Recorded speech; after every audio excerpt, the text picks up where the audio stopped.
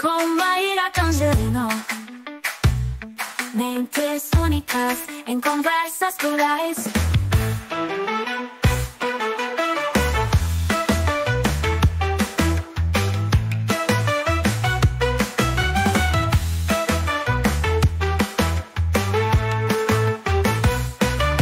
Conversas de classe com Maíra Tangerino, mentes únicas em conversas plurais. Conversas de classe com Maíra Tangerino, mentes únicas em conversas plurais.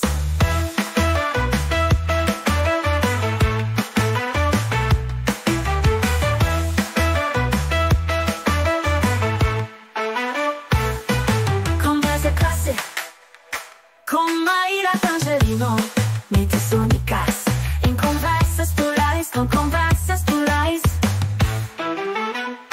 Conversa de classe com Maíra Tangerino, mentes únicas em conversas plurais, com conversas plurais.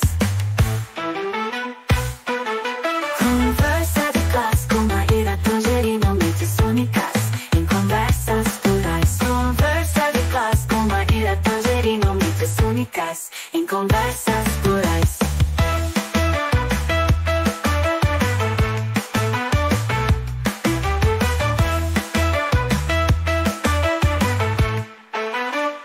Conversa de classe com Maíra Tangerino, mentes únicas em conversas plurais. Conversas em conversas plurais. Olá, pessoal! Boas-vindas a mais um episódio do Conversa de Classe. E hoje, gente, eu tenho a honra de receber uma pessoa que eu admiro muito o trabalho dela. A gente já pode trabalhar juntas, já pode trocar também como amigas, né? Então, é uma honra ter ela na minha vida. E tem uma coisa, na Mari, que para mim ela é muito especial, né? Vejam só, gente, o tema que ela propôs. Ela propôs que a gente falasse o seguinte: quais são as demandas e desafios vividos por educadores de educação infantil e como apoiar esses educadores e educadoras nesse processo. E isso, gente, é muito a cara da Mari Mas, né? Ela é uma educadora com vasta experiência em formação pedagógica, tem um olhar sensível e muito específico para educação infantil. E eu combinei aqui com ela que eu já ia começar mandando a primeira pergunta, né? Então, Mari, você já esteve tanto em sala de aula como professora, como em diferentes projetos aí de formação de educadores e educadoras. Eu queria saber quais são os seus maiores desafios que você observa hoje para quem trabalha com educação infantil e como essa visão mista de formadora e educadora te ajudaram a compreender esses desafios. Mariana Mas, professora Mariana Mas, com muita honra, bem-vinda ao Conversa de Classe. Ai, obrigada. Antes de responder, eu queria dizer que eu estou muito feliz de estar aqui, me sinto muito honrada, admiro muito o trabalho da Maíra também, né? As parcerias que a gente já construiu, já aprendi muito com essa pessoa, então para mim foi uma honra receber esse convite, estou muito animada de estar aqui hoje. Bom, pensando nessa pergunta principal, né, inicial, eu vejo que são vários os desafios, mas como eu circulo por diferentes municípios, né, com essa formação para professoras de educação infantil, eu consegui identificar alguns que são mais recorrentes, né? Então, atualmente, eu vejo que um grande desafio é a gente ajustar e transpor o que a gente vê na Base Nacional Comum Curricular, né, que é um documento que vai nortear as nossas práticas e planejamentos. Como que a gente transpõe essas premissas e essa concepção para boas experiências para as crianças, né?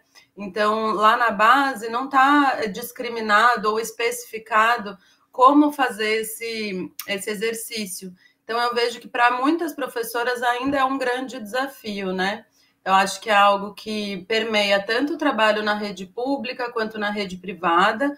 Então, boa parte das formações que eu ofereço tem um pouco esse objetivo, né? De ajudar as professoras a interpretar esse documento que é tão importante, né? E traz muitas contribuições para o nosso trabalho. E como que a gente revela essas premissas e essas concepções nos planejamentos, na organização dos espaços, dos materiais, para que, de fato, a criança possa atuar como protagonista, né, da própria aprendizagem.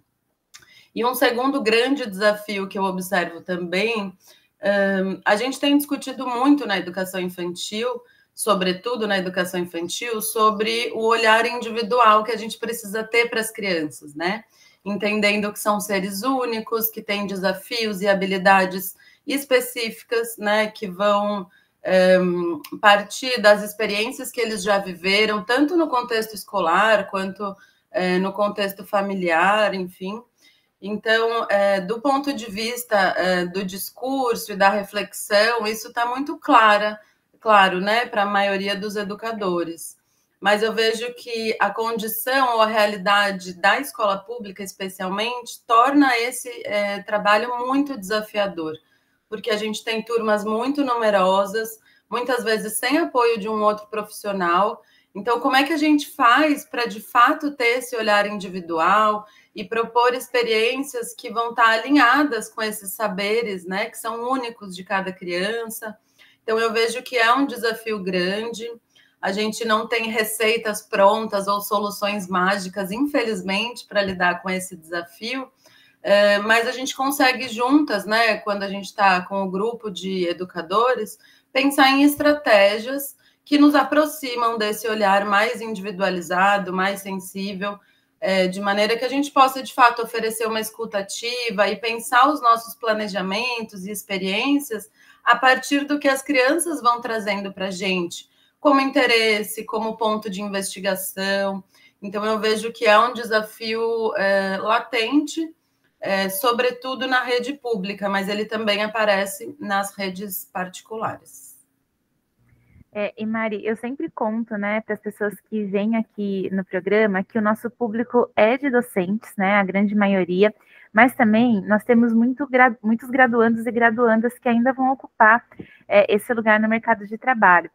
Por isso que eu acho que é essencial, né, a gente trazer essa visão que você está oferecendo, até porque a gente sabe que, historicamente, a educação infantil, ela é uma ideia recente, né? Às vezes a gente tenta falar que é recente no Brasil, mas acho que até no mundo, né? Ela é recente, esse olhar para a criança como um indivíduo, na verdade, né? E eu acho que tem um grande paradigma, e agora eu quero colocar uma pimenta mesmo aqui nessa conversa, essa que é a intenção, né? Que a gente vive na educação infantil, que é a questão do cuidado, né? Historicamente, né, essa fase é frequentemente encarada como a fase do cuidado, o que a gente percebe que acaba sendo até um desmérito para o papel pedagógico dos educadores e educadoras. Eu queria saber como que você acredita que a gente pode combater essa visão de que é só cuidado, né, e garantir que o trabalho dessas professoras e professores seja devidamente reconhecido. Olha, eu acho que essa é uma questão extremamente relevante. O que a gente tem discutido bastante, né, no universo da educação infantil, das creches, sobretudo, e que a BNCC reafirma, né, essa relação indissociável entre o cuidar e o educar.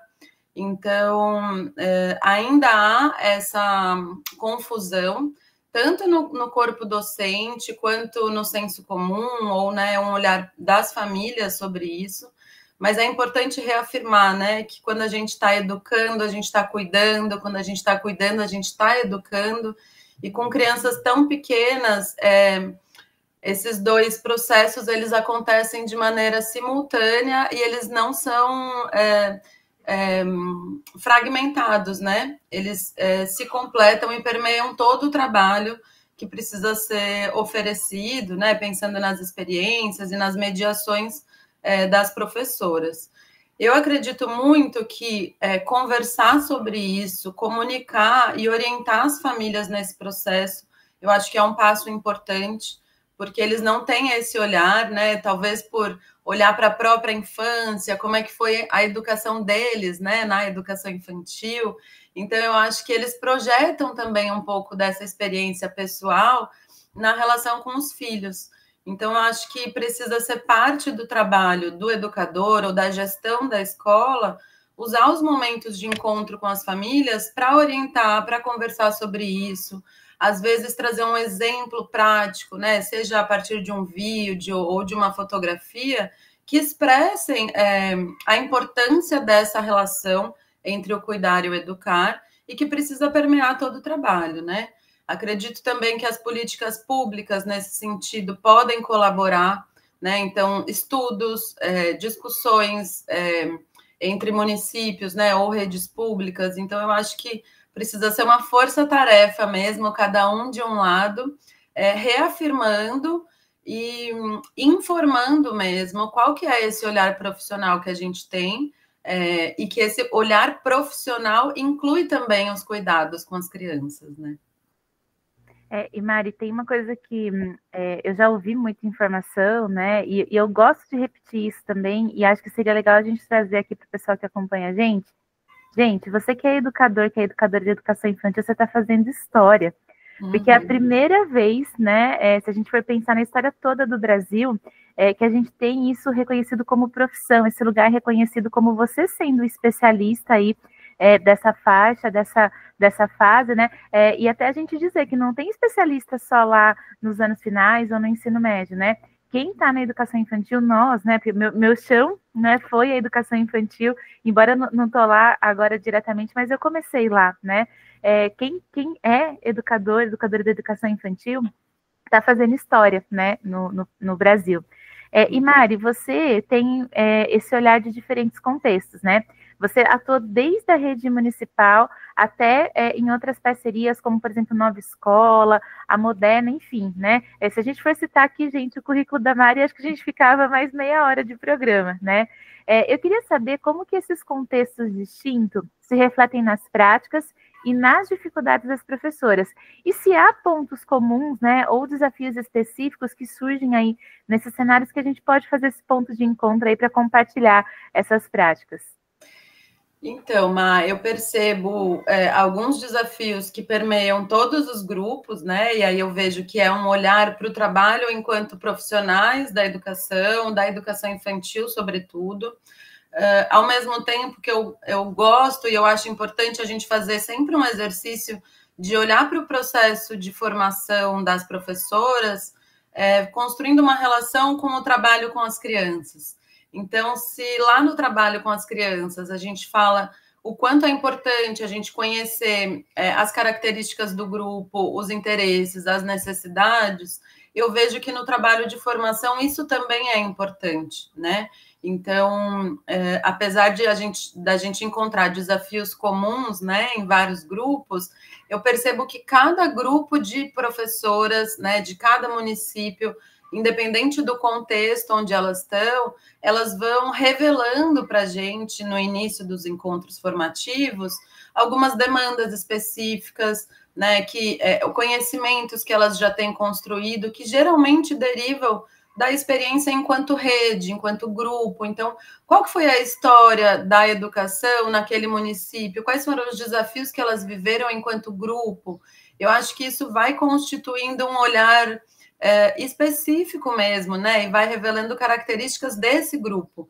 Então, muitas vezes eu ofereço formações que têm o mesmo tema para municípios diferentes, mas a partir do que elas me trazem, enquanto conhecimentos e desafios, o encontro vai sendo construído de outra maneira, né? Eu acho que isso é importante da gente pensar. Mari, que resposta maravilhosa, né? Porque eu acho que é isso mesmo que você disse, né? Se a gente espera que a professora seja capaz de identificar subjetividades, a gente precisa muito, né? Também incluir isso na formação, né? A gente trazer isso também como um modelo para elas. Para a gente finalizar, né? Posso só complementar, Má? Por favor. Eu acho que um outro aspecto importante também, a partir dessa pergunta, né, e de novo fazendo relação no trabalho com as crianças, a gente olhar para as professoras e para o corpo docente como pessoas que também podem ser protagonistas da própria aprendizagem, né? Então, independente do contexto em que eu atuo, eu tento sempre pensar em estratégias formativas que coloquem essas professoras no lugar de autoras do próprio conhecimento, né? Então, eu atuo como uma mediadora dessa construção, mas a ideia é que elas sejam as donas dessa construção, né, do próprio conhecimento, muitas vezes trabalhando em pares ou pequenos grupos, porque a gente sabe que é na interação que a gente se identifica, que a gente pensa junto e que a gente avança sobre esse saber. Então, eu acho que é um olhar importante de ter também, independente do contexto que a gente vai estar. Ah, Mari, que lindo, né? Eu acho que é essa ideia, né, da gente trazer as pessoas para o centro, né? E até uma forma da gente ajudá-las a aprender a se responsabilizar também, né? Por esse processo de aprendizado e de formação. E aí, tenho aqui uma última pergunta, né, para a gente ir encerrando.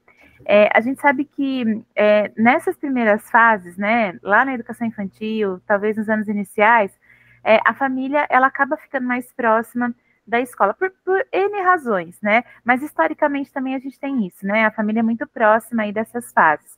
E a relação entre educador e famílias, ela acaba sendo crucial, principalmente na educação infantil, para o sucesso, né? De todo o processo, e eu não diria, gente, do processo educativo, mas da formação em si de um ser humano que está ali, né? Junto com a gente, ali vivendo, né, pela primeira vez, muitas experiências da vida dessa criança. Eu queria saber quais estratégias que você recomenda para os educadores e educadoras que enfrentam dificuldades em estabelecer esse diálogo com a família e como que as formações podem ajudar a lidar com esse desafio. Olha, Má, de novo, infelizmente eu não tenho uma receita para isso, mas a gente conversa muito sobre essa relação nas formações, independente do tema do encontro formativo, essa é uma demanda que sempre aparece. Acredito que um primeiro passo importante, mas não quer dizer que seja fácil, a gente, enquanto educadoras de crianças pequenas, a gente olhar para as famílias como parceiros do trabalho, né? Eu vejo que muitas vezes acaba acontecendo da gente dividir funções, então, é papel da escola algumas coisas, é papel da família outras coisas, e aí gera um ruído mesmo nessa relação que não colabora com o processo vivido pelas crianças. Então, enquanto profissionais da educação, eu acredito que a gente precisa ter esse olhar empático, acolhedor, e, de novo, eu sei que não é fácil, é bastante desafiador, mas é um esforço e um investimento necessário para que as crianças possam continuar se desenvolvendo, né, da melhor maneira possível. É a mesma criança que está na escola, que daqui a pouco vai estar em casa. Então, quanto mais a gente conseguir refinar e alinhar esse olhar, acredito que mais potente vai ser esse desenvolvimento. Tem algumas estratégias que eu acho que podem colaborar, mas, de novo, como sempre, depende do contexto, depende da família, depende do saber e da experiência que eles já tiveram, né, enquanto crianças, e olhando também para a educação dos filhos. Mas um aspecto que eu acho essencial é um diálogo contínuo, de preferência que as professoras possam oferecer também escuta aos familiares, né? Em geral, a gente marca reuniões ou tem diálogos com as famílias muito pautadas na intenção de orientar, né, de solicitar alguns comportamentos ou intervenções em casa, e esse trabalho ele é essencial e precisa acontecer. Ao mesmo tempo que também é importante que a gente possa entender esse grupo familiar, né? Então, fazer perguntas, oferecer um espaço de escuta, para que a gente possa, inclusive, coletar elementos ou evidências de como que é essa criança em casa, né? E aí construir essa cultura com a escola, né? O que eles pensam, né? Quais são as inseguranças que essa família traz em relação ao processo vivido pelos filhos, para que a gente se coloque do mesmo lado mesmo, né? Enquanto parceiros, eu acho que esse é um caminho que fortalece essa parceria e contribui para o desenvolvimento das crianças, né? Eu acho que são estratégias aí que a gente pode, de fato, né, carregar para a vida, né? E que bom ter essa parceria experiente para falar isso. Eu quero agradecer a sua oportunidade, a sua presença aqui no Conversa de Classe, deixar a porta aberta para você voltar sempre que você quiser, né? Esse é o seu lugar. E contar para o pessoal, gente, que eu estou muito feliz, né? Que a gente está gravando hoje a última entrevista de 2024. E que alegria saber que é a Mari, a pessoa que está aqui, né? Uma pessoa que eu admiro tanto, que eu gosto tanto, que tenho um carinho tão grande. Mari, muito obrigada por fechar esse ano aqui com a gente, né? E fechar aí com maestria. Você foi a pessoa que veio colocar a cerejinha no bolo. Ai, que delícia! Eu agradeço muito, adorei participar. Espero ter colaborado com as professoras que já estão atuando ou que vão atuar em algum momento. Fiquei muito feliz com o convite, adorei o papo. Espero que vocês tenham um bom momento de descanso agora, né? Necessário, para que o ano que vem a gente volte com força total. Mais uma vez, Má, muito obrigada pelo convite, eu adorei, eu adoro o seu trabalho e eu espero que a gente continue assim juntinhas. Eu espero também, Mari. E, pessoal, a gente se vê no próximo Conversas de Classe. A gente se vê em 2025. Até mais. Tchau.